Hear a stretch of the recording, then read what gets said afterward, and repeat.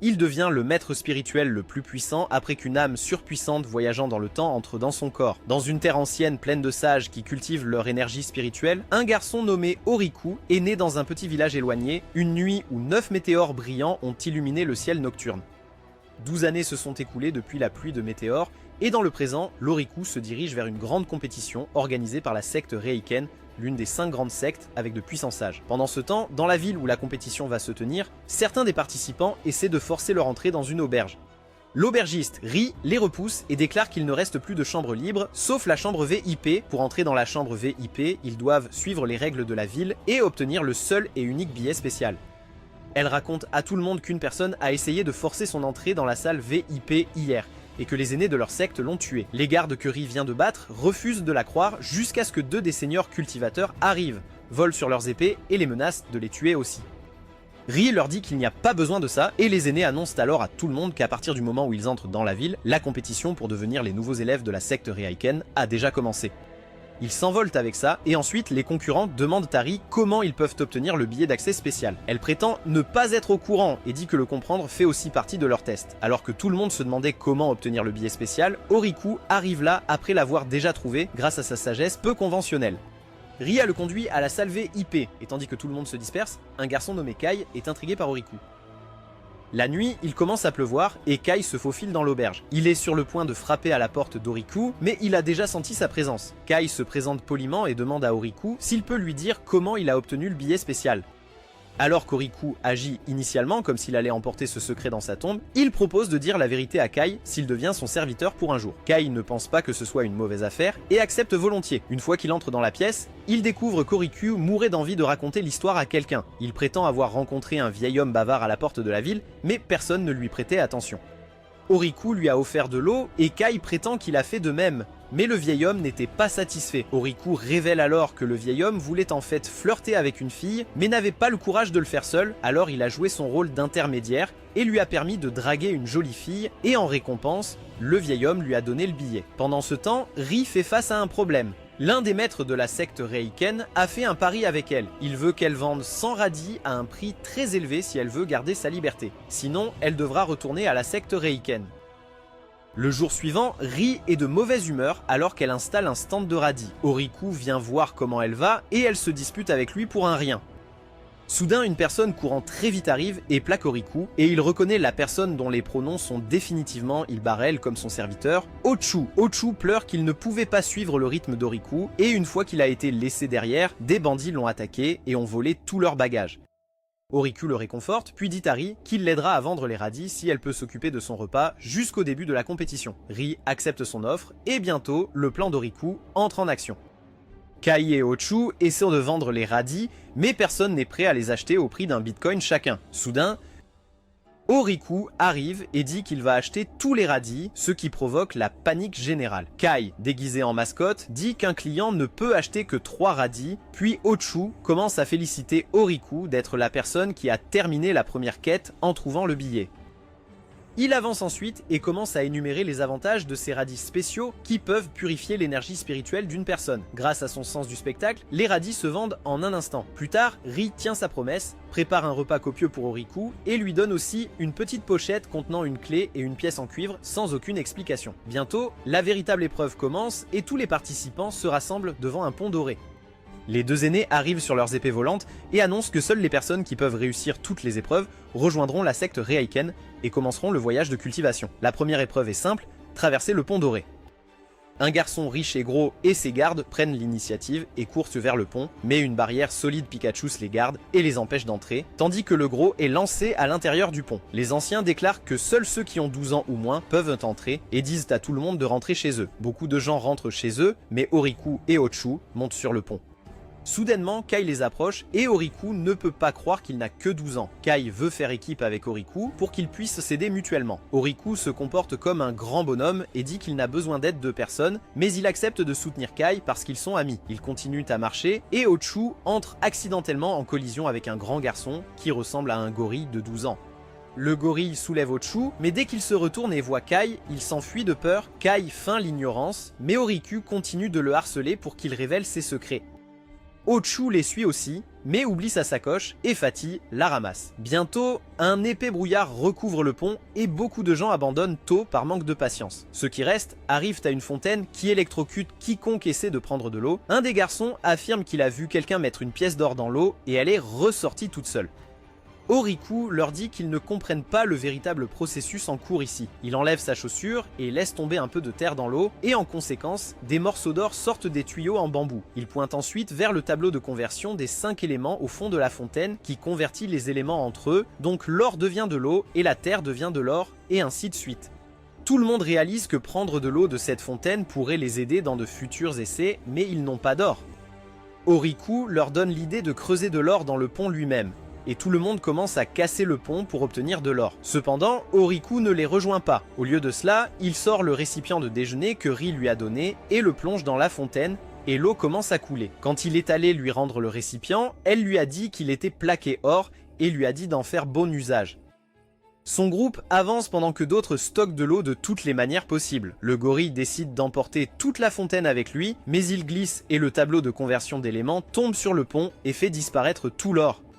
Certaines personnes tombent, mais les deux seigneurs les sauvent, tandis que les autres s'accrochent aux rampes du pont. Le groupe d'Oriku est presque arrivé à destination, mais Ochu est fatigué de faire tout le travail difficile seul. Oriku prend la grande poche d'eau, mais il remarque alors que le pont se désintègre. Il dit à ses amis de courir et leur lance la poche d'eau pour qu'ils traversent rapidement le pont. Il continue alors de courir comme si sa vie en dépendait et traverse le pont à temps. Son équipe arrive à une pierre qui marque la fin du pont doré et dit que quiconque atteint ce point est qualifié pour rejoindre la secte Reikans. Si l'on choisit le chemin de droite, on sera instantanément choisi comme disciple extérieur, mais si l'on choisit le chemin de gauche, une autre épreuve commencera pour rejoindre les disciples intérieurs de rang supérieur. Oriku prend avec confiance le chemin de gauche et se retrouve bientôt dans une grotte sombre. Une fois sorti de la grotte, il trouve les portes d'un village devant lui. Il frappe à la porte pour voir ce qui se passe ensuite et une petite trappe s'ouvre. Oriku met l'eau de la fontaine dedans et les deux côtés de la porte commencent à s'éclairer. Quand les lumières atteignent le sommet, la porte s'ouvre et un groupe de jolies filles jette des confettis pour les accueillir. Ils accueillent Oriku et ses amis et les emmènent à l'auberge où ils se régalent d'un délicieux repas. Bientôt, d'autres participants arrivent également, mais leur nourriture n'est pas aussi bonne que celle d'Oriku et son équipe. Une équipe se transforme en un groupe de Karens exigeantes après qu'on leur ait refusé de la viande parce qu'ils n'ont pas apporté d'eau. Ils s'approchent en colère d'Oriku pour qu'il partage de la viande avec eux. Oriku les ignore comme s'ils n'étaient même pas là et les garçons s'énervent. Soudain, le grand rouquin arrive et leur annonce que les villageois ont récompensé tous les participants en fonction de la quantité d'eau qu'ils ont apportée. Après le groupe d'Oriku, il était le seul à avoir apporté de l'eau, tandis que les autres n'avaient rien avec eux. Le rouquin révèle ensuite qu'il a des informations sur tout le monde dans cette compétition, mais pas sur Oriku, alors il lui demande de partager ces détails. Oriku se fâche contre lui et demande de se présenter d'abord, et le rouquin révèle qu'il est Sushin, le prince héritier du pays de Damon. Cependant, il leur assure qu'il n'est rien de spécial comparé à Kai, qui est le deuxième prince de l'empire d'Antan. Même les trois Karens viennent de familles prestigieuses, mais Oriku dit qu'ils doivent venir d'une famille de prestigieux perdants. Les garçons se mettent en colère et l'attaquent, mais Oriku appelle à l'aide et soudain un ninja arrive et corrige sévèrement les garçons. La nuit, Kai demande à Oriku s'il connaissait les ninjas et il répond que non. Cependant, les personnes qui les ont accueillis au village lui ont dit que c'est une zone sans conflit et que si quelqu'un a des ennuis, il suffit de crier à l'aide. Kai exprime sa confusion quant à l'objectif du village et Oriku pense que c'est l'emplacement de la deuxième épreuve. Comme le village semble complètement isolé du monde extérieur, l'épreuve doit consister à trouver un moyen de sortir de cet endroit. Le lendemain, Oriku et Kai explorent le village lorsqu'ils remarquent les trois garçons impolis harceler Fatih, qui essayait juste de rejoindre leur équipe pour les aider. Ils se jettent sur lui et Oriku crie à l'aide, ce qui amène le ninja à apparaître et à leur donner une leçon une fois de plus. Fatih remercie Oriku et se présente comme Buno, le fils d'un professeur célèbre. Il admet qu'il n'est pas le plus futé, mais croit qu'il peut aider Oriku d'une manière ou d'une autre. Ces mots sont sincères, mais pas assez pour émouvoir Oriku, qui dit à Buno d'essayer de trouver sa propre voie à travers le travail acharné d'abord. Alors que Buno s'éloigne, Kai affirme qu'il pourrait vraiment être utile à leur équipe. Et Oriku est d'accord. Cependant, il sait que ce n'est pas le bon moment pour qu'ils travaillent ensemble. D'un autre côté, Ochu est également en quête d'informations sur le village et il y rencontre le rouquin Sushin. Sushin essaie de se rapprocher de lui et découvre qu'Ochu pense beaucoup de bien de son maître qui a toujours des idées originales. Sushin lui dit que s'il réussit le test, il deviendra également disciple de la secte Reikans. Il demande à Ochu s'il envisage de rester le serviteur d'Oriku pour toujours, et ces mots lui restent en tête. La nuit, Ochu donne toutes les informations qu'il a recueillies et Oriku les résume. Les villageois n'ont aucune notion de l'argent, et pour obtenir quelque chose, ils doivent travailler en échange. Les villageois semblent ignorants de la concurrence, mais la clé pour quitter le village et réussir l'épreuve réside sûrement en eux. Le lendemain matin, Buno arrive en courant à la porte d'Oriku et lui demande de l'aide. Il dit qu'hier, une vieille dame nommée Ryu l'a ramené chez elle et a pris soin de lui. Mais le matin, la femme du maire est arrivée chez elle et a commencé à se disputer. Comme la femme du maire a perdu, elle a passé sa colère sur Buno qui est venu ici en courant. Kai n'a aucune idée de ce qui se passe, mais Oriku sait tout. Il a remarqué la vieille dame, Ryu, flirter avec le maire du village à la fête, rendant sa femme jalouse. Oriku déclare que les deux dames sont importantes pour trouver la sortie, et Kai pense qu'il devrait d'abord essayer de régler les choses pacifiquement entre elles. Alors, il se dirige immédiatement vers la maison du maire, tend un mouchoir à sa femme et dit qu'il veut parler au maire. Le mouchoir appartient à Ryu, qu'il a reçu de Buno, et Kai est sûr que le maire réagira. Bientôt, le maire l'appelle pour discuter. Kei revient de sa quête et informe Oriku que le maire du village et Ryu ont une liaison et la manière la plus simple de résoudre ce problème est que le maire divorce de sa femme et épouse Ryu. Cependant, Kai n'aime pas cette solution et il veut plutôt renforcer la relation entre le maire et sa femme. Cependant, Oriku pense qu'il devrait simplement laisser Ryu rejoindre le couple pour qu'ils puissent s'amuser à trois chaque nuit. Et Kai est stupéfait d'entendre sa logique. En mettant les blagues de côté, Oriku lui donne une autre suggestion. Plus tard, alors que Ryu se dirige pour corriger la femme du maire pour avoir blessé son petit-fils adoptif, Buno, Kai l'approche et commence à la séduire. Ils entrent joyeusement dans la maison et Kai part après avoir satisfait la vieille dame pendant 2 jours d'affilée. Grâce à cela, Ryu développe un goût pour les jeunes hommes et le maire et sa femme ravivent leur romance. Kai, le chasseur de cougars, raconte tout cela à Oriku et révèle qu'il a reçu la permission de quitter le village maintenant. Sur ce, il avertit également Oriku que son serviteur, Ochu, pourrait ne pas lui être vraiment loyal. Plus tôt aujourd'hui, Buno a donné à Kai la pochette pleine d'argent qu'Ochu a laissé tomber sur le pont. Il doute que son serviteur ait autant d'argent et avertit Oriku de se méfier d'Ochu, puis quitte le village le lendemain. Suite à son succès, d'autres commencent également à chercher des quêtes pour quitter le village, mais Oriku reste inactif. Un soir, Ochu vient lui dire qu'il a rassemblé toutes les informations qu'il a demandées et que sa mission est sur le point d'être achevée aussi. Oriku lui dit qu'il est libre de passer à l'étape suivante maintenant, mais Ochu dit qu'il ne peut pas laisser son maître derrière. Oriku lui dit de ne pas s'attarder sur de telles choses, car après avoir passé le test, il a commencé son voyage pour devenir cultivateur, qu'il doit continuer seul. Ochu s'incline et le remercie, mais avec un sourire malicieux sur le visage. En retour, Oriku lui jette la bourse d'argent et il la saisit simplement et s'enfuit, laissant l'endroit en désordre. Oriku a toujours su qu'Ochu ne lui avait jamais été loyal durant les 7 années où il l'a servi. Il se sent blessé qu'il l'ait quitté maintenant, mais c'est la perte d'Ochu, pas la sienne. Il enlève un tissu couvrant un panneau derrière lequel il a créé le plan parfait pour accomplir toutes les quêtes de ce village et passer au niveau suivant en légende. Bientôt, de nombreux autres participants commencent à terminer leur quête et quittent le village, mais certains échouent encore lamentablement, y compris le trio sans cervelle. Leur chef implore Oriku de l'aider, car il sait qu'il a aidé d'autres à réussir la mission, mais il lui dit clairement qu'il n'a pas de temps pour des personnages sans nom comme lui. Avec cela, Oriku commence son grand plan pour obtenir le maximum de points du village. Il aide une femme apparemment ordinaire nommée Tanteko en transportant de l'eau chez elle. Les autres sont curieux car Tanteko n'a pas de quête comme les autres villageois et ils suivent Oriku pour voir ce qu'il fait. Tanteko donne à Oriku un déjeuner puis lui demande de livrer un colis à son fils qui est l'instituteur. Oriku livre le colis et termine même le poème avec lequel l'enseignant avait des difficultés. En récompense, il demande sa serviette malodorante et la porte à la drag queen du village, qui a le béguin pour l'enseignant.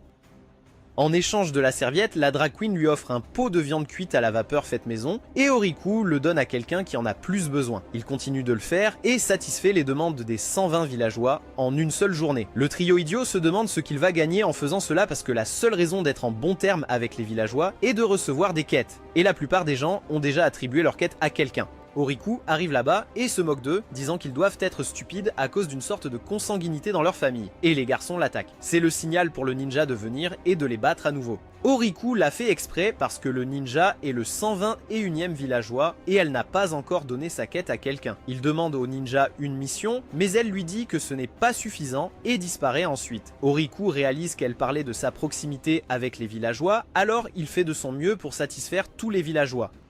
Une fois qu'il croit que leur satisfaction est à son comble, il va chercher à se battre avec les garçons sans cervelle à nouveau. Ils essaient de contrôler leur colère au début, mais ensuite Oriku traite leur maman de prostituée et ils se mettent immédiatement à se battre, obligeant la ninja à se montrer de nouveau.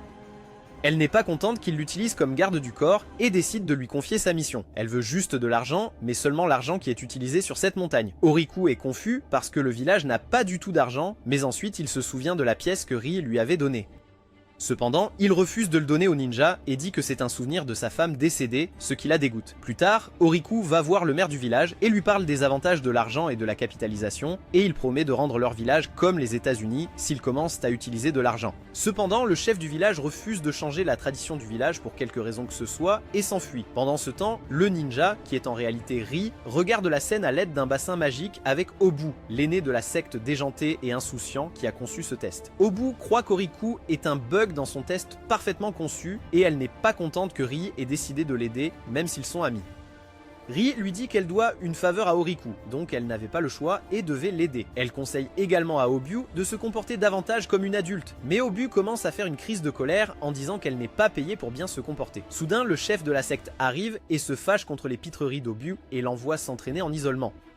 Entre-temps, Oriku essaie de provoquer encore une fois les garçons, mais Rie arrive et l'éloigne avant que cela ne se produise. Elle lui demande ce qu'il veut et il remarque qu'elle est la seule du village à connaître l'argent. Il ne veut pas lui donner la seule pièce qu'il a, alors il lui demande de lui prêter de l'argent pour qu'il puisse le lui donner et accomplir sa quête. Rie lui dit qu'elle ne peut pas faire ça et qu'il doit lui donner quelque chose qui a de la valeur sur cette montagne en échange. Oriku décide de lui donner la clé qu'il a obtenue avec la pièce de monnaie parce qu'il sait qu'elle ne lui servira pas du tout, mais qu'elle est précieuse pour le ninja. Elle accepte son offrande et lui dit qu'il a réussi le test grâce à cela. Elle l'accompagne vers la sortie et Oriku se dirige vers une grotte après qu'elle a disparu. Rie le regarde partir avec Obu qui demande à quoi sert la clé. Elle lui dit que c'était pour le coffre contenant tout l'argent qu'elle a obtenu en vendant les radis coûteux. Obu est choquée parce que Rie a donné à Oriku quelque chose de si précieux, mais elle affirme qu'elle a toujours cru qu'il ferait le bon choix. Pendant ce temps, Oriku arrive à un coffre au trésor situé au fond de la grotte. Une planche magique le scanne puis affiche ses informations. Le coffre s'ouvre pour lui donner sa récompense en fonction de sa performance dans le village. Pendant ce temps, Obu discute avec un autre ancien de la secte de la façon dont le système de récompense est conçu pour que les participants puissent atteindre l'objectif et être admis dans la secte. Il affirme que c'est inutile parce que le meilleur sera admis dans la secte même s'il n'atteint pas l'objectif. Un autre ancien vient là pour vérifier l'avancement des participants et demande à Obu leur potentiel. Elle lui parle de Kai, qui a été le premier à quitter le village, malgré un potentiel seulement supérieur à la moyenne. Il est coincé dans la troisième phase du test en ce moment, qui est de traverser une vallée enneigée où il y a toujours de fortes tempêtes de neige. Kai est dans la vallée depuis 15 jours et utilise sa récompense qui peut diminuer le niveau de l'adversaire pour essayer de combattre un énorme mammouth. Le mammouth est encore trop fort malgré la perte de 3 niveaux et l'épée de Kai se brise alors qu'il essaie de le combattre. Il glisse sur le bord d'une falaise alors que le mammouth le poursuit et il sauve sa vie en plantant son épée dans la falaise. En descendant, il trouve Ochu là qui lui demande s'il essaie de nettoyer cet étage seul. Kai ne lui fait pas du tout confiance, mais il agit comme si de rien n'était. Ochu dit à Kai qu'ils devraient travailler ensemble pour vaincre le mammouth et qu'il a déjà beaucoup de personnes dans son équipe. Il croit qu'en combinant leurs forces, ils peuvent vaincre le monstre, mais alors qu'il commence à attendre la bonne opportunité pour attaquer, le mammouth commence à grandir. Obu avait modifié la difficulté du test afin que les monstres deviennent plus forts, plus il y a de gens qui les combattent, et ses collègues anciens pensent que personne ne peut maintenant réussir le test. Soudainement, Oriku arrive sur les lieux et tout le monde est choqué car il aurait dû être 2 semaines derrière eux. Il s'avère qu'il a reçu plusieurs récompenses. La première était les chaussures marche-nuage, ce qui lui a permis de parcourir une si grande distance en seulement 3 pas, mais elles sont maintenant épuisées. L'article suivant est l'épée de givre mystique, et même Obu est choqué de voir cela dans la main d'Oriku. Elle se rend compte qu'il doit avoir accumulé un nombre absurde de points pour obtenir une récompense aussi rare. Cependant, sans entraînement approprié, personne ne peut manier les chaussures marchant sur les nuages ou l'épée de givre, et elle se demande comment Oriku s'en sort. Pendant ce temps, Oriku crée une tempête de neige avec son épée et attaque le mammouth, qui le projette haut dans le ciel. Oriku utilise habilement la gravité à son avantage et poignarde le mammouth avec une grande force, le vainquant instantanément. Une fois le mammouth parti, la vallée enneigée se transforme instantanément en une prairie luxuriante, laissant tout le monde stupéfait. Même Oriku est confus à ce sujet. Soudain, son épée se brise et il remarque que ça devait être un objet à usage unique. Il pense que l'examinateur qui lui a permis de l'utiliser autant était une personne assez dérangée. Aussitôt qu'il dit cela, Obu apparaît devant lui, brillant de 1000 feux alors qu'elle descend. Elle lui touche doucement le visage et l'instant d'après, elle commence à pleurer parce que l'épée s'est cassée. Elle commence à faire la leçon à Oriku, qui a utilisé une telle force que toutes les épreuves à venir qu'elle avait conçues ont été détruites et maintenant elle devra réussir tout le monde ici présent. Oriku est étonnée d'apprendre qu'elle a conçu le test, puis Obu commence à le toucher partout. Elle trouve un objet spécial appelé Sceau doré qui appartient à la chef de secte là-bas. Elle se rend compte qu'Oriku pourrait utiliser les objets rares grâce au Sceau doré et elle décide de les voler car en les utilisant, elle peut accéder au trésor secret. Cependant, le Sceau doré commence à s'envoler et Obu le poursuit jusqu'à ce qu'elle trouve la chef de secte devant elle. Elle essaie de faire la mignonne et lui demande de lui donner l'objet qu'elle cherchait, mais il est vraiment furieux que l'épée de givre mystique soit cassée à cause d'elle. Pour compenser cela, il décide de déduire 20 ans de son salaire et Obu s'envole en pleurant. Après cela, le leader convoque une réunion avec tous les anciens pour décider de ce qu'il faut faire avec les étudiants. Ils estiment que 15 étudiants, c'est trop à gérer car ils n'ont pas le budget pour cela. Le leader décide qu'ils feront un test supplémentaire et cette fois, les anciens évalueront directement les participants. Tout le monde est d'accord avec sa décision et ils appellent tous les participants au hall nuage mystique. Les deux aînés donnent les instructions pour le test supplémentaire. Les participants seront amenés devant les anciens un par un et après une évaluation minutieuse, seuls 3 d'entre eux seront autorisés à rejoindre la secte. Sushen décide de prendre l'initiative et se tient à l'intérieur de la pièce où le cercle magique sur le sol évalue ses capacités et son potentiel. Les anciens sont impressionnés, puis ils appellent les prochains participants pour les juger un par un. Oriku est le dernier, et quand il marche sur le cercle magique, son potentiel se révèle être bien plus grand que tout le monde. Tous les anciens sont stupéfaits, et ils croient qu'il est né avec une base d'esprit céleste, ce qui est censé accorder à son possesseur des pouvoirs légendaires. Avec cela, les anciens commencent à réfléchir quels 3 étudiants sélectionner. Les 3 gagnants se révèlent être Sushen, Buno et Ochu, laissant tout le monde abasourdi. Personne ne peut croire qu'Oriku n'a pas été sélectionné, et alors que tout le monde rentre, il reste en arrière pour maudire les anciens de l'avoir déçu. Sushen essaie de frotter le L sur son visage et lui propose un poste dans son pays, mais Oriku refuse catégoriquement et l'insulte pour être trop arrogant. Il commence à quitter la pièce avec Kai, mais ensuite la fille qui a annoncé les résultats les arrête et révèle la raison de leur échec. D'abord, elle dit à Kai qu'il a vraiment un grand potentiel, mais que les techniques de la secte Riken ne lui conviendront pas. Elle déclare qu'à la secte Riken, leur objectif est de transcender l'humanité et de s'élever au statut de Dieu, mais que c'est déjà presque impossible. C'est pourquoi ils n'ont pas choisi Kai, car il était encore moins adapté à cela. Elle propose à Kai une lettre de recommandation pour la secte Manpo, affirmant que cela lui conviendrait mieux. Elle se rend ensuite à Oriku et lui dit qu'il a la base d'esprit du vide, qui est le type de base d'esprit céleste le plus rare et le plus puissant. Cependant, aucune technique ne s'adapte bien à cette base d'esprit, et même les cultivateurs légendaires nés qu'il avait n'ont pas réussi à atteindre la divinité, donc elle n'a aucune vraie valeur pour une secte. Elle lui dit joyeusement qu'un ancien pensait qu'il pourrait être leur porte-bonheur en raison de sa base spirituelle spéciale. Et Oriku saisit cette opportunité. L'ancien dit qu'elle plaisantait, mais il refuse de la laisser se rétracter. Soudain, Obu prend la parole, disant qu'ils ne peuvent pas gaspiller leurs ressources pour quelqu'un qui ne va même pas étudier ici, et Oriku dit qu'il leur paiera des honoraires. Il sort la pièce que Ri lui a donnée et la lance en l'air. Tout le monde est stupéfait car cette pièce vaut des millions et il se demande comment Oriku l'a obtenue. Obu n'est pas surpris car elle sait que Ri l'a donnée à Oriku.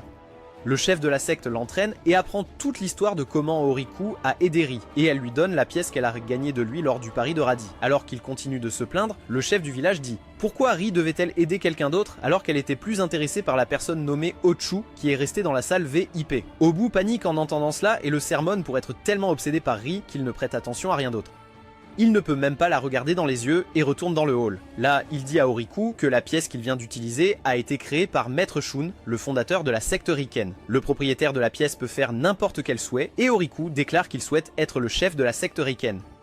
Le chef lui dit d'être plus réaliste et Oriku exige de devenir un disciple héritier qui est le poste directement au-dessus du disciple interne. Le chef demande aux anciens qui veut encadrer le garçon, parce que le disciple héritier est supervisé directement par un ancien. Tout le monde donne des raisons qui les empêchent de prendre un disciple héritier, alors le chef décide de confier Oriku à Obu, qui n'a ni disciple ni responsabilité. Après cela, Ochu, Sushen et Bunho deviennent des disciples internes. Kai part pour la secte Manpo avec une lettre de recommandation et tous les autres trouvent des recruteurs de petites sectes dans la ville où l'épreuve a commencé. Pendant ce temps, Oriku se retrouve sans endroit où aller. Bientôt, Obu descend derrière lui et dit qu'elle va devenir son maître maintenant. Elle agit timidement, disant que c'est sa première fois, alors il devrait être doux. Oriku pense qu'elle est la reine des pervers, mais elle devient ensuite morose, se demandant si sa cultivation se passera bien avec sa base spirituelle rare. Obu lui dit qu'il ne doit pas s'en faire car elle ne va pas abandonner de faire de lui un maître cultivateur. Il se serre la main et se présente, puis Obu attrape Oriku, s'envolant vers sa maison appelée les Pics Amorphiques. En chemin, elle dit à Oriku que le QI de toute la région se rassemble au mont Riken, qui a 12 sommets au total. Elle affirme que le sommet amorphe est classé 4e parmi eux et qu'il devrait y avoir assez de ki pour qu'ils puissent le partager. Cependant, une fois qu'ils atteignent le sommet, Oriku découvre que Obu vit dans une pauvreté totale en raison de ses habitudes de dépenses et de ses dettes. Il n'y a pas d'arbres sur le pic amorphique parce qu'elle les a vendus pour du bois et a oublié de planter de nouveaux arbres. Sa maison est également très petite et délabrée. Obu explique qu'elle est classée 5e parmi les 10 anciens de la secte Raiken et elle a développé le style de culture amorphique qu'elle pratique.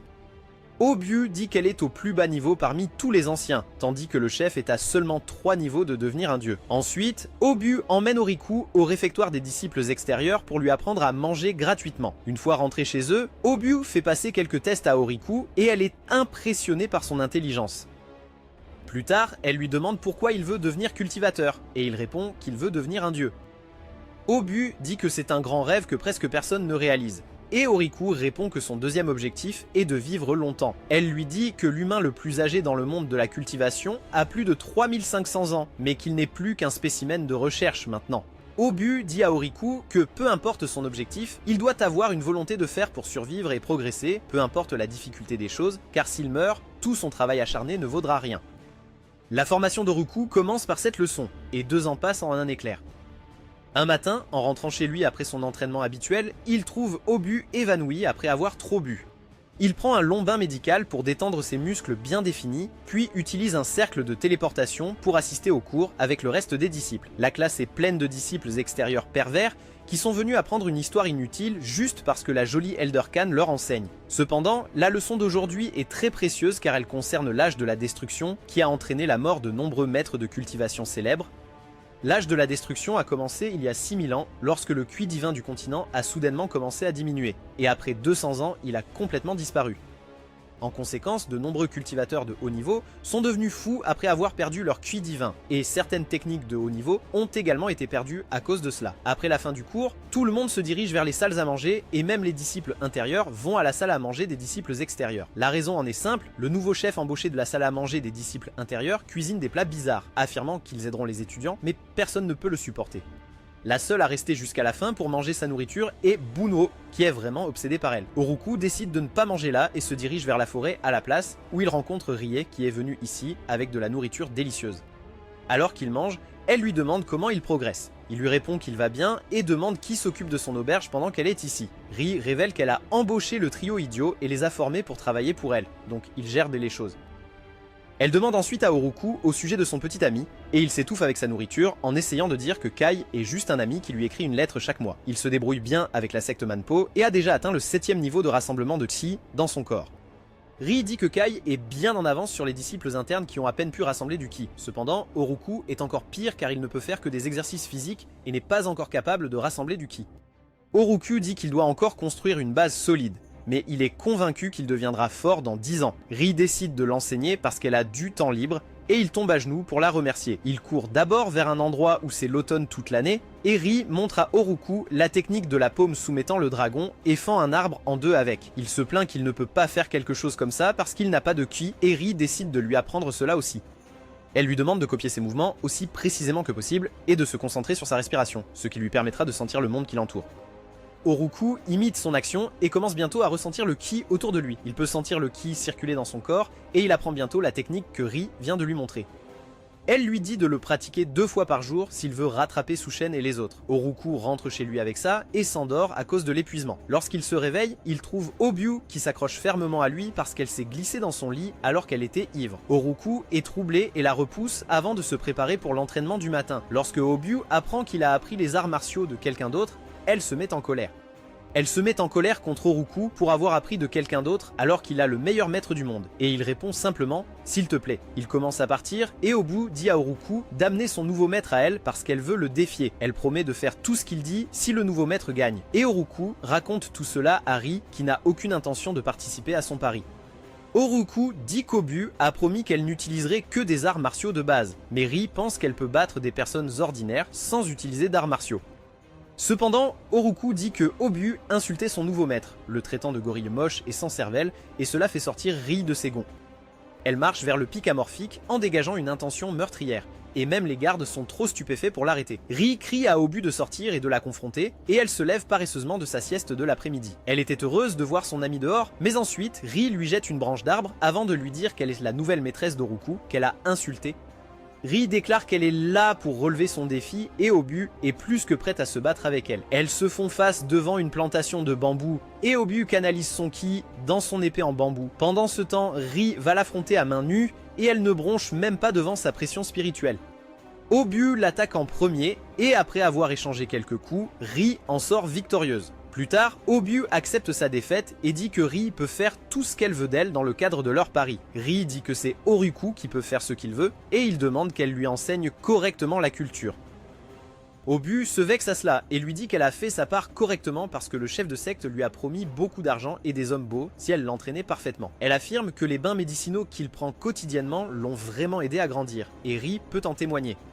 Elle dit à Oroku que la principale raison pour laquelle son corps a grandi si vite, c'est à cause du bain médicinal. Elle croit qu'Obu doit avoir une raison sérieuse si elle a décidé de se concentrer autant sur le développement de son corps. Obu dit ensuite à Oroku que sa base spirituelle du vide peut absorber le ki de ses environs sans effort, mais qu'elle le laisse également s'échapper sans en retenir aucun. C'est pourquoi elle prévoit de lui apprendre sa technique des os amorphes qui renforcera ses os et l'aidera à empêcher le ki naturel d'entrer et de quitter son corps librement. Oroku est impressionné maintenant, mais quand il demande à Obu combien de temps il doit encore attendre pour apprendre la technique, elle devient nerveuse et commence à bafouiller. Ri examine l'eau du bain et découvre qu'Obu n'a pas reconstitué les composants médicinaux depuis longtemps car ils coûtent cher.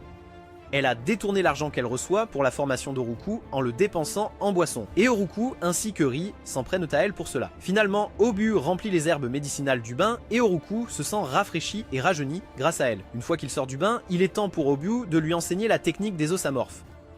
Elle lui dit que d'habitude, les gens croient que plus une technique est ancienne, meilleure elle est, mais ce n'est pas vrai. Elle affirme que puisque la cultivation est unique à chacun, trouver et créer des techniques qui leur conviennent est la bonne chose à faire.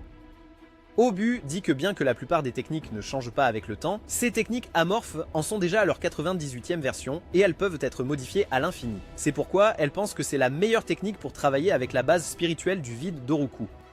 L'entraînement commence le lendemain, mais c'est trop dur pour Oroku et tout son corps lui fait mal après l'entraînement. Onu lui dit que les résultats commenceront à se voir après environ un mois, mais elle peut déjà voir les changements dans le corps d'Oriku. Elle le soulève ensuite avec un bambou et le ramène chez lui car il ne peut pas bouger après l'entraînement infernal.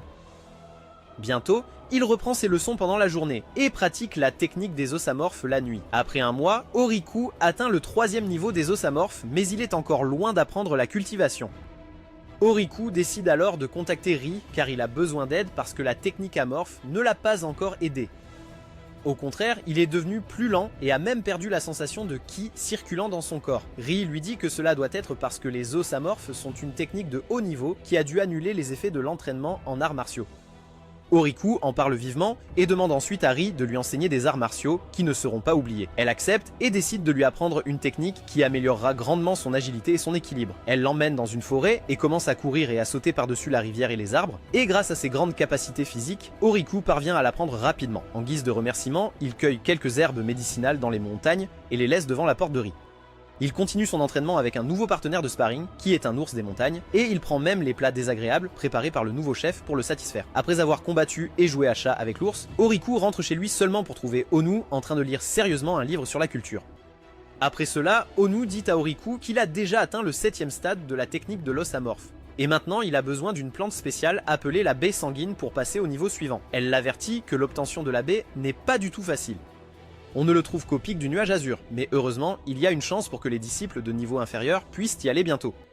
L'occasion est laissée Azur Peak, qui se tiendra dans une semaine, et Oriku approche un étudiant pour rejoindre son équipe. L'étudiant pense qu'Oriku ne répond même pas aux critères pour rejoindre son équipe, mais il insiste et promet qu'il sera utile. Le garçon va voir un autre ancien pour demander ce qu'il doit faire, et l'ancien lui dit de laisser Oriku rejoindre son équipe, mais de ne pas perdre de temps à s'occuper de lui. Pendant ce temps, Oriku va voir Ri pour des cours supplémentaires, et elle lui donne une épée et décide de lui apprendre à s'en servir. Bientôt, le jour du procès arrive, et le chef du groupe se présente comme étant Gaku, et une fille nommée Kaku est la vice-chef. Sushan et Buno sont également présents, ainsi qu'une paire de jumeaux. Même Oshu est là, qui a toujours l'air aussi neutre que jamais en termes de genre, et a teint son uniforme d'une couleur différente pour paraître unique. Oriku est le dernier à arriver là-bas, et même après cela, il a l'attitude de se tenir devant tout le monde. Gaku dirige tout à travers le cercle de téléportation, mais il n'est pas au courant qu'Oshu a fait suivre son groupe par des singes gobelins apprivoisés. Une fois qu'ils atteignent leur destination, Gaku révèle que l'épreuve durera 5 jours. Leur objectif est de l'autre côté de la vallée, et tout le monde est autorisé à recueillir des herbes médicinales en cours de route. Il commence immédiatement à courir à travers la forêt et tous les étudiants de niveau inférieur sont épuisés, mais Oriku peut facilement suivre Gaku. Voyant que tout le monde a du mal, Gaku décide de faire une pause, mais dit ensuite à tout le monde qu'ils doivent rattraper un peu de vitesse. Il prévoit d'atteindre leur objectif en 3 jours pour que tout le monde ait 2 jours pour trouver les herbes, et cela remplit tout le monde de détermination. Gaku commence à courir plus vite cette fois et tout le monde le suit sans se plaindre. Cependant, Oriku est le seul à ne pas être épuisé. Après que certains d'entre eux soient tombés, Gaku fait une autre pause, puis Buno lui rappelle que c'est l'heure du déjeuner. Gaku révèle qu'il y a beaucoup de fruits et légumes sauvages ici, alors ils peuvent se rassasier. Buno s'enthousiasme trop et mange des baies terriblement amères avant que Gaku ne termine son discours. Il révèle qu'il y a beaucoup de plantes ici qui sont enseignées en cours de botanique et demande à tout le monde leurs notes dans le cours. Alors que tout le monde est au niveau débutant, Sushan a obtenu un A en botanique intermédiaire et Gaku est impressionné. Cependant, Oriku a un A en botanique professionnelle et il a déjà récolté quelques fruits et baies délicieux pour tout le monde. Gaku a du mal à y croire, et Oriku se vante d'avoir 5 autres cours professionnels en ce moment et qu'il obtiendra bientôt un A dans chacun. Tout le monde commence à le féliciter comme un génie, mais ils ne savent pas qu'Oriku a seulement étudié autant ces 2 dernières années parce qu'Onu ne lui a rien enseigné. Tout le monde commence à manger et Oriku prend une énorme quantité de nourriture et la jette dans les buissons, nourrissant les singes qu'il a amenés avec lui. Bunho dit qu'il ne peut pas être satisfait tant qu'il n'a pas mangé de viande. Alors Oriku décide de chasser des monstres. Gaku l'arrête immédiatement, disant que les monstres ici sont de niveau 2, mais ces mots ne troublent même pas Oriku. Il demande si les monstres de niveau 2 sont vraiment forts, et Gaku s'affole avant de lui dire qu'ils sont aussi forts que les cultivateurs qui ont atteint le stade de rassemblement du Chi. Il dit que si un groupe de monstres de niveau 2 les attaque, ils devront s'enfuir malgré leur nombre. Soudainement, Kaku sent la présence d'un monstre à proximité et tout le monde sort ses armes pour le combattre. Cependant, Oriku avance calmement, disant qu'il les protégera. Il sort son épée et soudainement, un renard géant surgit des buissons. Le renard géant, à l'air féroce, attaque Oriku qui le repousse avec son épée. Eh bien, c'est un géant seulement dans le monde imaginaire d'Oriku. Le monstre qui vient juste de sortir des buissons était le renard lunaire, un monstre de niveau 1 qui aime jouer avec les humains. Gaku empêche Oriku de harceler le petit renard encore plus et l'éloigne.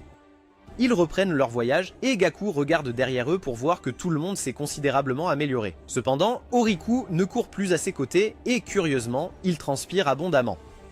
Gaku arrête immédiatement le groupe, croyant que même si Oriku est un génie, il n'a pas encore atteint le stade de la collecte du QI, donc toute cette course est trop pour lui. Cependant, tout cela est une ruse pour Oriku afin de prendre de l'avance sur les autres. Il dit à Gaku que puisqu'il ne peut pas suivre, il devrait courir devant eux pendant qu'ils se reposent et qu'ils peuvent tous se retrouver à destination. Gaku lui dit que c'est une idée stupide et pendant qu'ils se chamaillent, Oshu pense à une idée pour augmenter sa réputation. Il ordonne à ses singes d'attaquer le groupe afin qu'ils puissent les effrayer. Les singes obéissent et se montrent, mais pendant qu'Oshu se prépare à les attaquer, quelque chose d'étrange se produit. Au lieu des petits singes gobelins, des grands singes rocheux arrivent là et Gaku sauve de justesse Oshu d'être écrasé par leur attaque. Bientôt, le groupe entier est entouré par les grands singes et Gaku déclare que l'épreuve est terminée. Il dit à Kaku de conduire tout le monde à une zone sûre pendant qu'il reste derrière pour retenir les singes. Il pose 2 talismans sur le sol et invoque 2 épées maîtrisant la terre, avec lesquelles il crée un mur entre lui et les singes. Tout le monde s'enfuit, mais à leur grande surprise, ils découvrent un monstre encore plus grand appelé Hurlement Lunaire apparaissant devant eux. Kaku panique, mais inconscient de la puissance du monstre, Oriku commence à le taquiner. Le monstre hurle et émet des ondes sonores intenses qui menacent de tout emporter. Kaku protège les autres élèves en utilisant une barrière spirituelle et pense qu'Oriku est fini. Cependant, il dit au monstre laid de se taire et le bat sévèrement.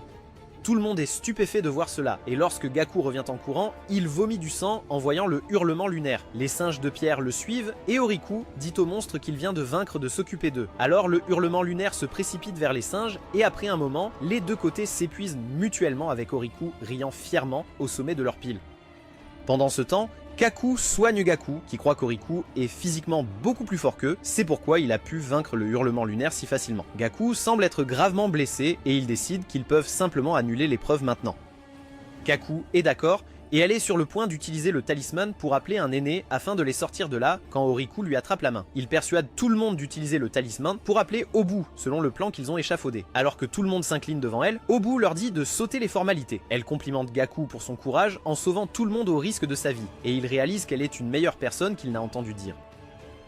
Obu se comporte comme un véritable professeur et renvoie tout le monde en utilisant son bambou magique pendant qu'elle reste avec Oriku. Elle dit que la présence de monstres puissants dans cette région est étrange, alors elle va enquêter sur la cause. Tout le monde la remercie et rentre chez eux tandis qu'Obu rit comme une méchante de cliché. Elle pille la vallée de toutes les précieuses plantes médicinales et Oriku ne peut que grimacer devant sa cupidité, en se demandant comment ils vont faire face aux conséquences de ce vol. Plus tard, Obu s'enfuit de la secte avant qu'elle ne soit punie et laisse un message pour les aînés. Elle écrit qu'elle est profondément honteuse de ses péchés et est partie en voyage pour expier. Les anciens sont déçus par elle et se demandent ce qu'ils diront au 7e ancien, qui est en fait responsable du pic de Nuage Azur, lorsqu'il reviendra de son voyage. Il décide de le contacter pour lui parler des actions d'Obu, et il dit à tout le monde de ne pas la blâmer pour cela. Il croit qu'elle doit avoir une bonne raison pour prendre les plantes médicinales. D'autre part, Obu a laissé à Oriku quelques livres sur sa technique osseuse amorphe, ainsi que des médicaments. Il étudie les livres, utilise les médicaments pour augmenter son niveau, et passe son temps à suivre sa routine habituelle. Un jour, alors qu'Oriku prend son bain médicinal, Gaku et d'autres du procès du Pic Azur viennent chez lui. Oriku sort pour les saluer en n'ayant qu'une serviette sur lui et les filles sont gênées en voyant son corps. Ensuite, il leur demande pourquoi ils sont là, et Gaku révèle qu'ils sont là pour le remercier de les avoir sauvés plus tôt. Oriku les accueille et leur dit de laisser les cadeaux ici et de rentrer chez eux car l'eau de son bain refroidit pendant qu'ils parlent. Gaku n'est pas content de son arrogance. Mais Gaku lui offre leur cadeau de remerciement, puis tout le monde repart, sauf Buno, qui veut des leçons personnelles d'Oriku. Il dit que l'aîné en charge de lui n'enseigne personne personnellement, et il ne peut même pas comprendre ce que les enseignants disent la plupart du temps. Buno flatte Oriku et le convainc de devenir son instructeur d'escrime. Ils vont à l'arène d'entraînement où Buno brandit l'épée comme on lui a appris en classe, et Oriku lui dit qu'il a juste perdu son temps. Il lui dit de s'entraîner avec lui pour qu'il puisse comprendre son véritable niveau. Buno charge directement Oriku, mais Oriku le met à terre en un seul coup. Il lui demande de déduire la raison de sa défaite, et il répond que son style d'épée et son corps sont inférieurs. Oriku le repousse en disant qu'il a été formé au style de l'épée de la secte Reikan et qu'il a également un corps de cultivation de niveau supérieur au sien. Il déclare que la raison pour laquelle Monsieur Fatih Macfat ne peut rien faire et qu'il est un tas d'ordures. Oriku l'insulte et dit que les anciens doivent être fous d'admettre quelqu'un comme lui en tant que disciple intérieur. Il insulte même ses parents, et c'est à ce moment-là que Buno craque. Il attaque Oriku avec rage et l'envoie voler. Buno est choqué par ce qu'il vient de faire et Oriku lui demande comment il n'avait pas réalisé plus tôt qu'un guerrier a besoin de rage pour libérer la vraie puissance.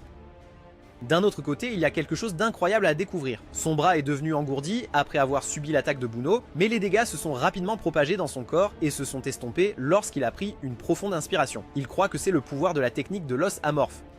Dans le livre laissé par Obu, elle lui a dit que pour atteindre le 8e niveau de la technique de l'os amorphe, il devait recevoir un puissant coup d'éclat osseux et l'attaque de Buno correspondait parfaitement.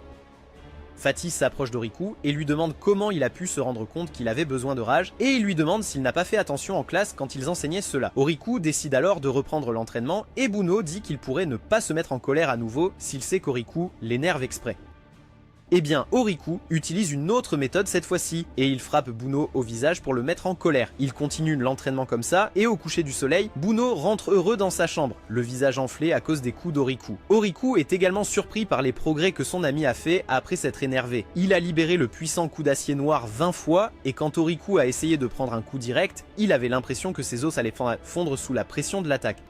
Cependant, ces dommages l'ont aussi rendu plus fort et il a ressenti une énergie glaciale provenant de ses os, ce qui prouve qu'il a atteint le 8e niveau de la technique des os amorphes. Cette nuit-là, Oriku se rend à l'auberge de la ville pour voir Ri qui dort sans ses vêtements. En entendant frapper à la fenêtre, elle se lève et panique en voyant Oriku là. Elle le frappe jusqu'à le rendre tout bleu pour l'avoir espionné et Oriku s'excuse en expliquant la raison de sa venue.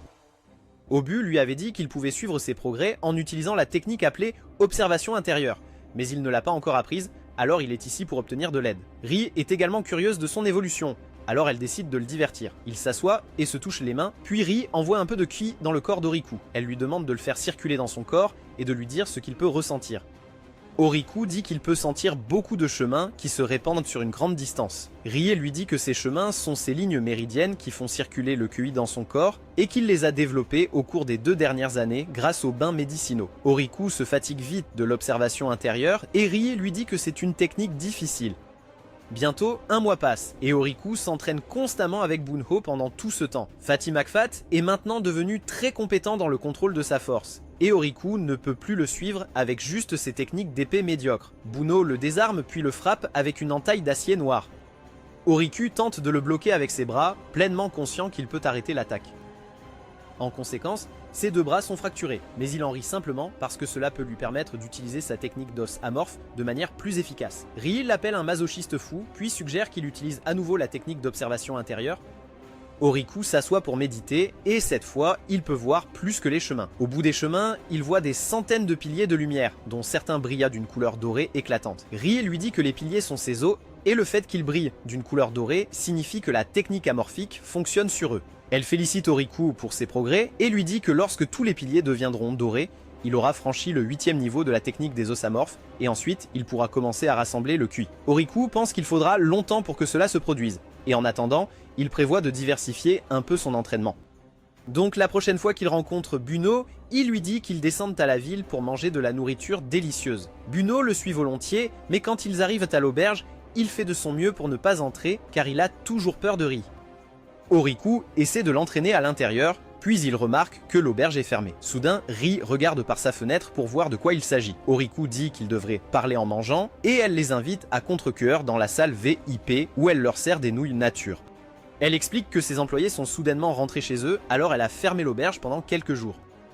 Ensuite, elle demande à Oriku d'expliquer pourquoi il est ici, et il dit qu'il veut vivre un véritable combat pour devenir plus fort. Pour cela, il veut de nouveau relever le défi de l'épreuve du pic Azur avec Bunho et Rie dans son équipe. Bunho dit qu'il ne peut pas survivre à l'épreuve, mais quand Oriku lui dit que les jumeaux de l'épreuve précédente sont comme des hommes qui repoudent leurs limites, il accepte immédiatement de le rejoindre. Pour Rie, il doit la soudoyer avec les herbes médicinales là-bas qu'elle peut vendre pour beaucoup d'argent, et elle cède aussi. Oriku déclare qu'ils partiront pour le voyage dans 1 semaine car d'ici là, il vise à perfectionner son niveau 8 os amorphe. Il continue de s'entraîner avec Bunho pour devenir plus fort et demande également à Rie de veiller sur lui car, selon le livre laissé par Obiu, il pourrait rencontrer des difficultés pendant l'avancée et quelqu'un avec beaucoup d'énergie interne sera utile. Pour les 5 prochains jours, il séjourne dans la chambre VIP de l'auberge et prépare son corps pour la véritable percée et tous ses os ont commencé à briller en doré pendant l'observation intérieure. Maintenant, la dernière étape est de synchroniser tous les os et Oriku commence à méditer pour y parvenir.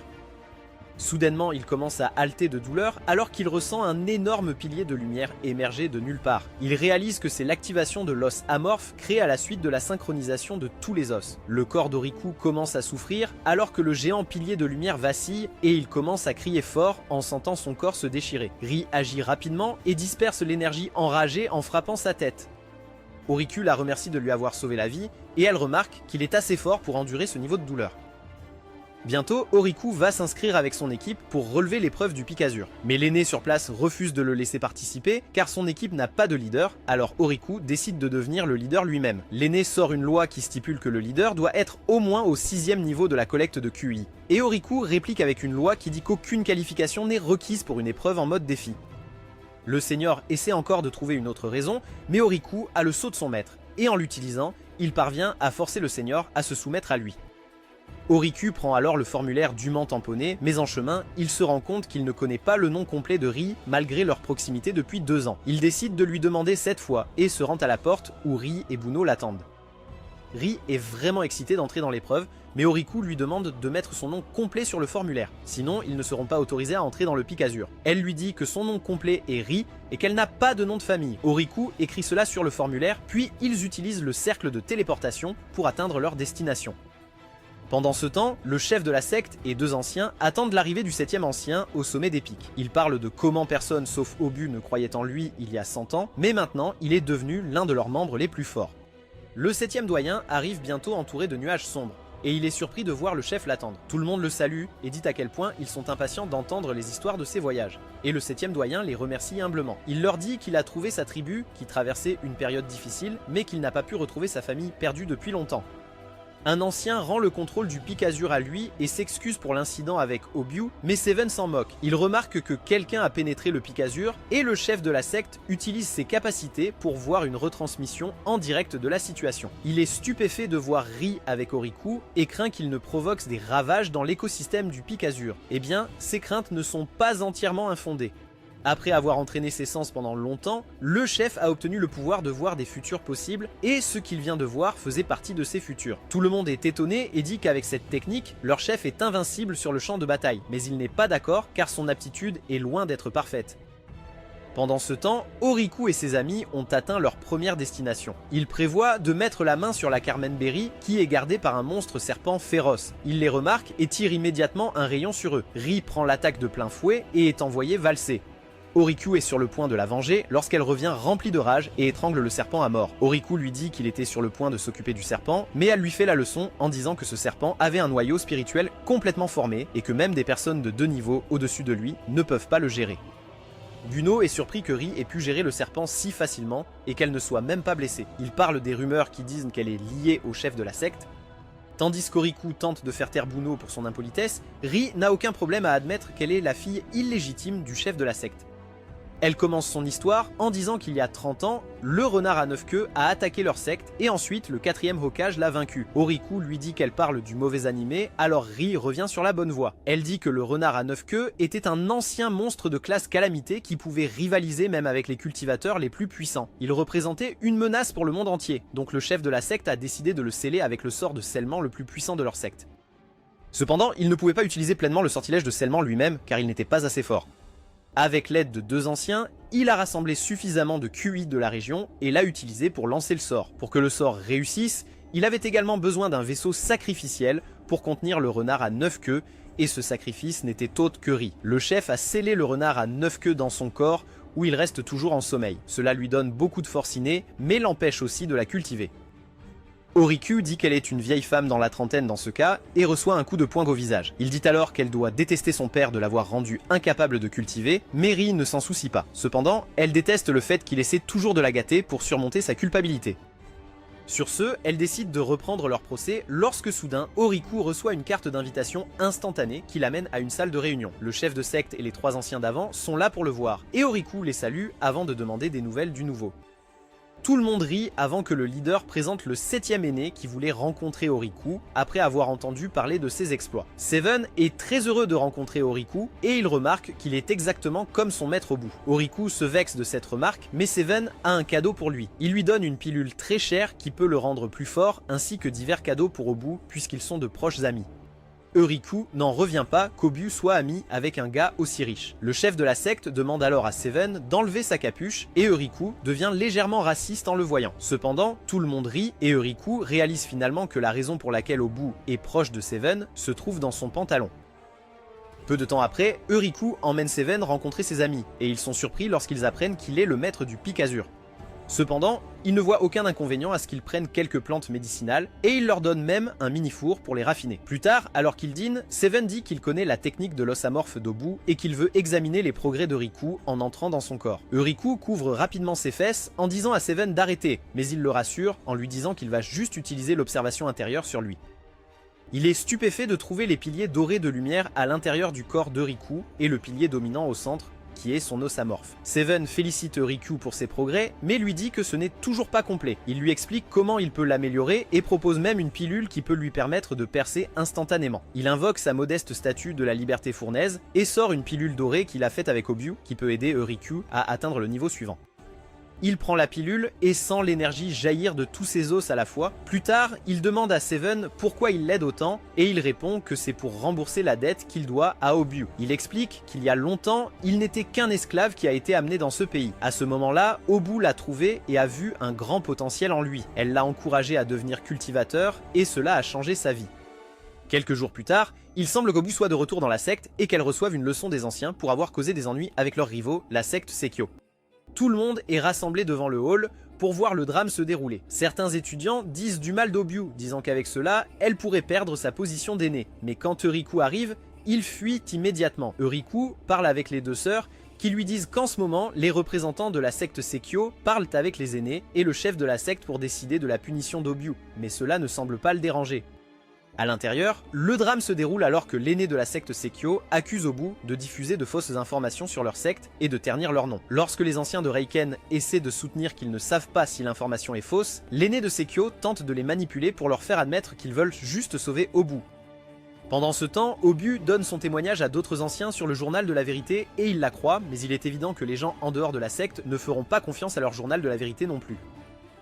Bientôt, Euriku accueille Euriku avec des confettis pour avoir causé plus de problèmes et lui demande ce qui s'est passé. Elle lui dit qu'elle voyageait à travers les plaines, raffinant des matériaux et gagnant de l'argent quand elle a trouvé une petite secte qui essayait d'arnaquer les gens. Il disait que tout le monde peut être un cultivateur et utilisait ce slogan pour prendre beaucoup d'argent du public naïf. Euriku demande s'il n'y avait personne pour sensibiliser à ce sujet, et Obu répond que même le gouvernement local était complice des escrocs. Cependant, le pire reste à venir. Elle dit à Euriku que les escrocs apprenaient aux gens à utiliser la technique de l'ébullition du sang, qui sacrifie la durée de vie d'une personne en échange d'un pouvoir de cultivation. Obu dit que c'est injuste que les gens soient trompés pour abandonner leur vie en échange de pouvoir, et Euriku fait remarquer qu'il est surprenant qu'elle ait agi contre cela. Il lui demande ce qu'elle a fait et comment la secte Sekio s'est impliquée.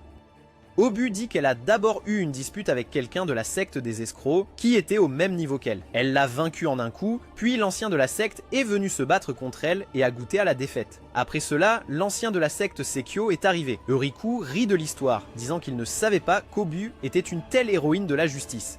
Elle dit qu'elle voulait juste taquiner les arnaqueurs et puis s'envole sur son bambou magique. Alors que Riku se plaint que cela semble hors de caractère pour son professeur, Ri arrive et lui dit d'arrêter de sous-estimer Obu. Elle lui dit qu'il y avait 100 disciples dans la secte Reiken pendant son âge d'or et qu'Ovyu est l'un des 10 seuls survivants. En plus de cela, elle est devenue aînée en utilisant sa propre technique, surmontant la difficulté causée par sa base spirituelle étrange. Ri dit qu'Obu a dépensé tout son argent en entraînement et Euriku dit qu'elle doit vouloir dire en alcool. Ri remarque que l'alcool est lui-même le remède divin qui rend Obu plus forte. D'autre part, les anciens apportent le témoignage d'Obu sur le papier de vérité au chef de la secte et ils leur demandent de le remettre à leur invité, Maître Shio.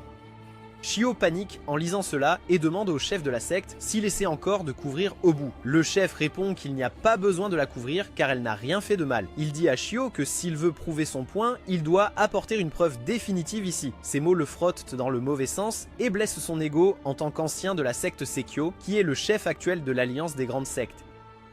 A vrai dire, Shio était derrière la fausse secte qui escroquait les gens. Il contrôlait le gouvernement et manipulait les gens pour qu'ils adoptent la technique de cultivation qui consumait leur durée de vie, tout cela dans le but de ses recherches. Shio était resté coincé sur un plateau pendant longtemps, tandis que ses subordonnés le dépassaient rapidement. Poussé par un sentiment de désespoir, il a décidé de faire des expériences sur des gens ordinaires pour acquérir de nouvelles perspectives.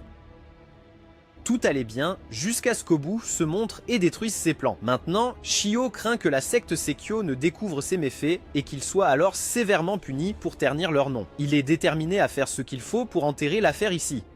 Il dit au chef de la secte qu'il n'a même pas regardé le papier et qu'il croyait que c'était correct, ce qui signifie qu'il complote contre lui. Le chef dit que le témoignage écrit est uniquement pour lui, car tout le monde ici a cru Obu la première fois qu'elle leur a dit ce qui s'était passé. Même ceux qui ne s'entendent généralement pas avec Obu conviennent qu'ils lui font confiance, et Shio leur demande s'ils sont prêts à se battre contre la secte Sekio pour elle. Cependant, le chef de la secte pose la même question à Shio. Il lui demande si la secte Sekio va se battre avec la secte Reiken juste pour un ancien qui n'est plus capable de produire des résultats. Shio est furieux et dit que la secte Sekio ne leur pardonnera jamais. Soudainement, Obu entre dans la pièce et taquine Shio pour s'appuyer uniquement sur la réputation de sa secte. Elle remercie les autres aînés de lui faire confiance, puis se tourne vers Shio, disant qu'il est temps qu'il règle les choses pour de bon. Elle dit qu'en mettant les sectes de côté, c'est un problème entre eux deux et qu'il devrait le régler par un duel en tête-à-tête. Shio est surpris car Obu doit être vraiment confiante pour le défier même si elle est à un niveau en dessous de lui.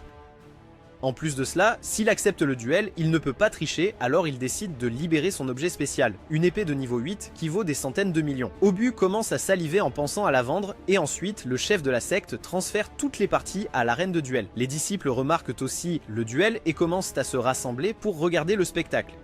Euriku saisit cette opportunité et organise un concours de paris incitant tous les étudiants à participer. Pendant ce temps, Shio dit à Obu que s'il perd, il acceptera tout ce qu'elle a écrit sur le papier et s'il gagne, elle devra retirer ses affirmations. Obu augmente les enjeux et dit qu'il peut l'utiliser librement s'il gagne, mais si elle gagne, elle prendra aussi son équipement divin. Avec cela, Shio initie le serment du cœur dans lequel les adversaires en duel misent leur cultivation sur un combat équitable. Ils ne peuvent recevoir aucune aide extérieure et ne peuvent pas tuer leur adversaire. Shio frappe l'arène avec son épée, la changeant en sol pour un avantage tactique, car l'énergie spirituelle qu'il possède est de nature terrestre. Il lance la première attaque en envoyant des pointes rocheuses vers Obyu, qui saute pour les esquiver, puis arrête leur progression simplement en les touchant avec son épée en bambou. Obyu se tient sur le sommet des pics et dit à Shio de faire plus d'efforts. Il balance son épée et envoie un nuage de poussière vers elle. Obyu le dissipe facilement, mais Shio utilise l'attaque précédente comme distraction pour arriver derrière elle. Obyu bloque son attaque et son épée en bambou est détruite dans le processus. Shio est fière de sa petite victoire et demande si elle veut continuer, et elle se moque de lui pour être content avec si peu. Elle crée un autre sabre en bambou à partir de rien et dit qu'elle n'a même pas besoin d'une vraie épée pour affronter quelqu'un comme lui. Maintenant, Shio est nerveux parce qu'il a réalisé qu'Obyu a plus expérience de combat que lui. Il décide d'utiliser sa spécialité et lance de nombreux sorts pour l'épuiser. Il l'attaque d'abord avec un sort de foudre, mais Obyu le bloque facilement avec une barrière. Ces sorts de foudre sont inutiles et Obyu dit qu'elle se sent maintenant somnolente. Shio la charge directement cette fois, mais même cela n'est pas suffisant pour percer sa barrière. Il augmente l'intensité de ses sorts de foudre, mais la barrière d'Obyu tient toujours bon. Elle vole vers Shio qui a maintenant perdu la tête. Il crie en se lançant vers elle et tous deux se percutent en plein vol. Obyu porte un coup décisif et Shio tombe à genoux. Il se rend compte qu'il est à court de ki maintenant et se demande comment quelqu'un une étape en dessous de lui peut être si fort. Obyu lui dit qu'elle n'est pas forte mais qu'il est trop faible. Elle dit qu'il ne compte que sur des sortilèges sophistiqués mais qu'il manque l'un de véritable puissance. Shio dit que c'est parce qu'il est un chercheur et non un combattant, et Obyu dit que ce ne sont que les excuses d'un perdant. Elle dit que ses méthodes sont trop malsaines et cruelles, c'est pourquoi elle a mis fin à son arnaque. Shio s'exclame qu'il était sur le point d'évoluer. Si ses recherches avaient réussi, il aurait créé un nouvel âge d'or de la cultivation. Obyu lui demande comment cela aurait pu arriver si tous ceux qui utilisaient sa technique mouraient. Il prononce un discours passionné sur l'injustice que certaines personnes naissent sans potentiel et que sa technique les aiderait à devenir plus fortes. Obyu applaudit lentement pour lui avant de lui dire que le monde de la culture n'a jamais été juste. Elle affirme qu'une fois que quelqu'un atteint sa limite, il devrait se rendre compte de sa position et abandonner. Elle dit à Shio que dans sa quête pour avancer sa cultivation, il a oublié les bases et c'est pourquoi il a perdu. Il accepte sa défaite après avoir entendu cela et donne à Obyu son épée précieuse. Il dit qu'il viendra présenter des excuses formelles s'il en a l'occasion, sachant pertinemment qu'il va recevoir une peine de réclusion à perpétuité ou la peine de mort pour ses crimes. Shio s'envole avec ça, mais en chemin, il rencontre un autre membre de sa secte. L'homme, nommé Kashu, se moque de lui pour être un perdant et Shio est prêt à se battre. Cependant, Kashu se déplace plus vite qu'il ne peut le voir et place son épée sur son cou. Il dit à Shio qu'il est le plus grand perdant de la secte et décide de lui infliger sa punition ici même. Shio dit qu'il ne peut pas faire cela sans un procès officiel, mais Kashu utilise quand même un sort interdit et le transforme en âne. Il sait que la secte Reiken avait des preuves concrètes contre lui et qu'il aurait sûrement reçu cette punition après le procès. Kashu dit aux élèves de Shio de rentrer seuls car il a des choses à régler. Ensuite, il va dans une auberge et rencontre un informateur qui lui donne des informations sur la secte Reiken. Alors que Kashu lit cela, il est stupéfait et réalise qu'il a fait une grosse erreur en se querellant avec eux. Il envoie bientôt ses étudiants recueillir plus d'informations sur la secte Reiken et envoie un autre message au chef de la secte.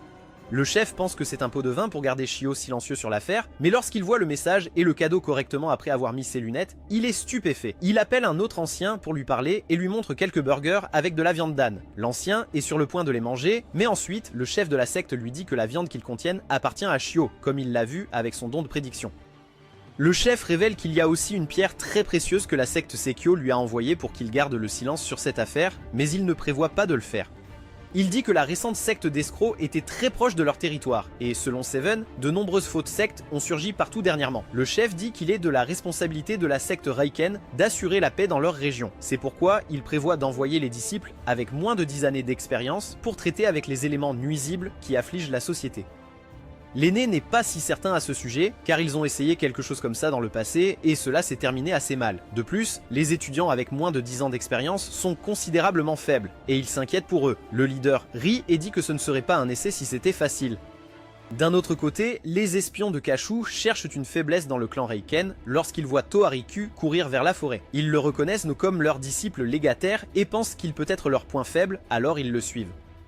Cependant, ils perdent Tohariku une fois qu'ils atteignent la forêt. Ils sentent du mouvement dans les buissons et deviennent alertes, mais seulement un petit monstre renard leur saute dessus. Alors qu'ils essaient de l'éloigner, le monstre les électrocute, et ensuite, Tohariku fait finalement son apparition. Il demande aux deux garçons ce qu'ils veulent, et ils l'attaquent sans avertissement. Cependant, ils ne sont pas à la hauteur pour lui et il les bat facilement. Après cela, il se rend au bord de la rivière où il retrouve Kai après longtemps. Pendant ce temps, les deux étudiants rapportent qu'Ohariku est plus fort qu'il ne devrait l'être et qu'Ashu réalise qu'ils ne peuvent plus sous-estimer la secte Reiken. D'un autre côté, Ohariku apporte du thé à Obyu, qui doute qu'il soit empoisonné, mais trouve qu'il a juste mauvais goût. Ohariku lui demande ensuite comment elle a fini par coucher avec le 7e ancien, et la furieuse Obyu le frappe d'une pichenette sur le front pour lui vider l'esprit. Cela ne fonctionne pas, et elle se rend compte qu'il a atteint le 9e niveau de la technique de l'os amorphe. Obyu est surprise parce qu'elle ne lui a pas appris cela, et Ohariku dit que Seven l'a guidé pour atteindre le 9e niveau. Obyu devient timide en entendant parler de lui. Et puis Ohariku aborde le sujet et lui demande ce qui s'est passé lors du récent duel. Il veut savoir comment elle a pu vaincre quelqu'un qui était un niveau au-dessus d'elle. Obyu lui dit qu'elle est au stade Jindens, qui est considéré comme le 4e plus haut stade, mais que le chemin à partir de là n'est pas forcément droit. Elle croit que même sans avancer au prochain stade, elle peut devenir plus forte et atteindre la divinité, mais ce n'est que sa théorie. Après cela, elle décide d'apprendre à Ohariku la technique de l'épée amorphe, et il est prêt pour cela. Obyu lui dit qu'il y a environ 20 variantes de la technique, mais pour quelqu'un comme lui, elle a 2 options. Elle lui demande de choisir entre la voie de l'endurance et la voie de la sagesse, et Ohariku choisit la sagesse, étant un intello. Obyu lui dit alors que d'abord, il doit continuer à accumuler du ki chaque jour, puis il doit pratiquer les compétences de l'épée amorphique, qui sont essentiellement une combinaison de toutes les autres compétences de l'épée dans le monde. Obyu dit que sa technique peut l'aider à battre n'importe quel style d'épée dans le monde, mais Ohariku dit que c'est trop louche. Obyu dépose d'abord une pile épaisse de techniques d'épée pour débutants devant Ohariku et lui dit de les maîtriser d'abord. Ce n'est pas particulièrement difficile pour lui et il les maîtrise en quelques jours. Ensuite, Obyu lui dit que maintenant il doit combiner les éléments de différentes techniques de sabre pour créer la sienne. Ohariku lui dit d'arrêter de plaisanter, mais elle affirme qu'elle ne plaisante pas. Elle lui dit que les techniques de sabre sont destinées à tuer les autres, et que les techniques fixes ont des faiblesses fixes, c'est pourquoi elle veut qu'Ohariku soit flexible et crée une technique qui évoluera avec lui. Elle lui souhaite bonne chance et s'envole, disant qu'elle a du travail urgent à faire. Ohariku décide de rendre visite à Rie pour lui demander conseil, mais il découvre que son auberge est fermée, alors il retourne à la salle à manger intérieure pour manger et réfléchir aux faiblesses des techniques d'épée pour débutants. Il peut faire cela facilement, mais les combiner n'est pas si facile. Alors qu'il est perdu dans ses pensées, le chef fou arrive et demande si sa nourriture est si mauvaise qu'il ne peut pas se concentrer sur le repas. Ohariku lui dit qu'elle réfléchit trop et lui révèle que Obyu lui a demandé de créer sa propre technique de l'épée. Le chef est vraiment choqué d'entendre cela et demande pourquoi il aborde son problème de manière si peu convaincante. Elle dit qu'il n'accomplira rien en simulant les techniques dans son esprit car elles sont destinées à un usage pratique. Ohariku lui dit que sa technique commence par sa sagesse puis commence à partir. Cependant, le chef l'arrête et dit que la sagesse est différente de l'intelligence. Elle lui dit que la sagesse est quelque chose qui vient avec l'expérience et il ne l'obtiendra pas par la simulation. Ohariku dit qu'elle devrait alors l'aider à s'entraîner, car quelqu'un d'aussi sage qu'elle doit être un maître d'épée. La chef nie cela, mais ensuite Ohariku l'attaque soudainement. Elle bloque son attaque avec une fourchette, et puis il la supplie instantanément de devenir son professeur. La chef accepte, et bientôt elle vient habillée en chevalier pour s'entraîner avec Ohariku. Elle était plus habile qu'Ohariku ne s'y attendait, et ils ont continué à s'entraîner ensemble pendant 2 mois entiers. Peu après, une réunion de tous les disciples de la secte est convoquée et Ohariku arrive en retard comme d'habitude. Il s'assoit devant avec un autre élève héritier, puis le chef de la secte commence la réunion. Le leader et les anciens expliquent qu'ils vont être envoyés en mission dans le monde normal où ils amélioreront leurs capacités individuelles. Les anciens continuent à en parler pendant un moment et Ohariku conclut leur discours en une seule phrase. Ils pensent que la secte Reiken a été trop calme ces derniers temps, donc ils doivent essayer de faire quelque chose d'important pour augmenter leur réputation.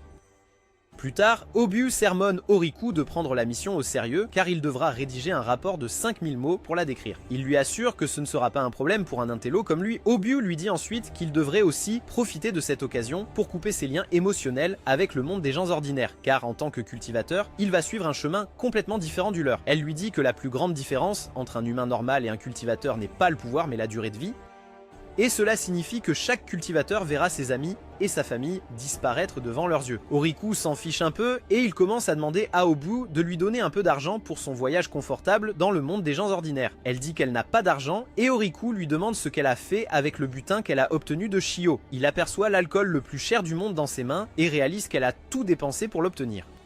Cependant, Obyu a un cadeau pour Ohariku. Elle lui donne une réplique d'épée de la taille d'un cure-dent, qui est en réalité l'épée légendaire utilisée par Shio. Elle dit à Ohariku que cela pourrait être une arme puissante, mais que cela la rend vraiment difficile à contrôler. Il y a un esprit de l'épée vieux de 1000 ans qui dort à l'intérieur de l'épée, et même Obyu ne peut pas bien le contrôler. Oriku touche l'épée et se retrouve soudainement dans l'esprit de celle-ci. L'esprit apparaît comme une jolie rousse élégante et Oriku la salue maladroitement. L'esprit se présente comme Ryanshu et dit qu'elle a fidèlement servi de nombreux maîtres qui ont tenu l'épée. Obu apparaît également et demande à Ryanshu si Oriku ira bien et elle réfléchit un moment avant de dire que ce sera un voyage intéressant à venir. Obyu dit à Oriku que comme Ryanshu est un très vieil esprit, il sera difficile de la contrôler et elle peut demander au chef de la secte d'effacer ses souvenirs pour la rendre plus facile à contrôler. Oriku dit qu'il n'en a pas besoin. Il affirme avoir beaucoup d'expérience pour se mettre dans les bonnes grâces des tantes et des grands-mères, donc il ira bien avec Ryanshu aussi, mais elle se fâche d'être comparée à une grand-mère. Bientôt, tous les étudiants partent pour leur mission dans le monde des communs. Ils ont reçu un guide qui indique des milliers de lieux d'essai dans toute la région de Soki. Cependant, pour Oriku, cette mission est une chance de retourner dans son foyer qui lui a beaucoup manqué.